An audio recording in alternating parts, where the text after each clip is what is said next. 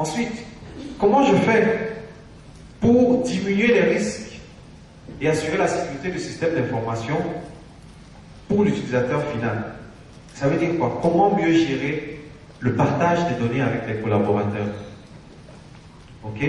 Comment je me rassure que les règles de conformité que j'ai définies au sein de l'entreprise sont effectivement gérées du point de vue du poste de travail de l'utilisateur? Rappelez-vous deux notions.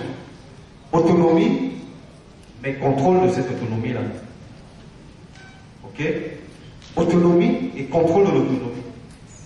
Et pour l'informatique, comment je fais pour me rassurer que je peux protéger et gérer les données au niveau des postes de travail en utilisant, lorsque la personne utilise des clés USB ou des disques amovibles?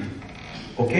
La personne n'est pas physiquement dans l'entreprise, mais la personne à l'extérieur de l'entreprise va utiliser des clés amovibles, ok, ou des disques amovibles. Comment je fais pour me rassurer que, en utilisant ces clés de l'entreprise, même étant à l'extérieur de l'entreprise, les politiques de sécurité, ok, sont embarquées au niveau de son poste de travail et effectivement utilisées au moment où il veut obtenir les informations de ces clés ou bien des disques amovibles. Ok? Et enfin, comment je fais pour rationaliser et réduire les coûts? Parce que à la fin de la journée, ce qui va intéresser votre directeur général, votre CIO, votre directeur financier, c'est le coût. Okay? Comment je fais pour me rassurer que lorsque je déploie l'ensemble de ces projets-là, lorsque je déploie l'ensemble de ces technologies, okay, je rationalise l'utilisation de mon PC, donc par ricochet, je réduis les coûts.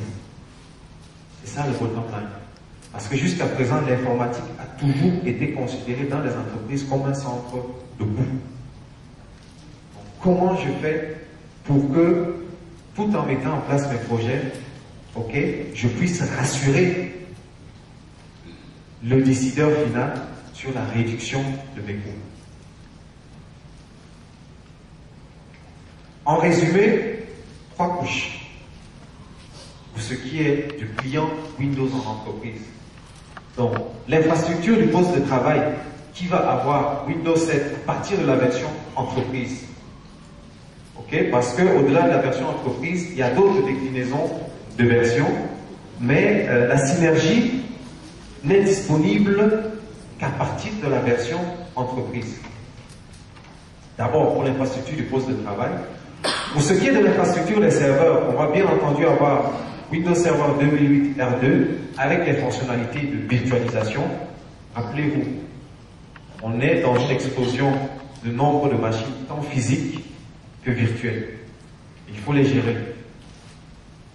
Et enfin, la partie administration qui va concerner, et sécurité qui va concerner System Center et Forefront.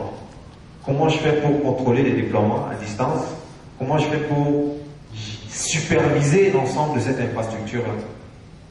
Parce qu'à la fin de la journée, il ne faut plus que l'équipe informatique soit perçue comme des sapeurs-pompiers.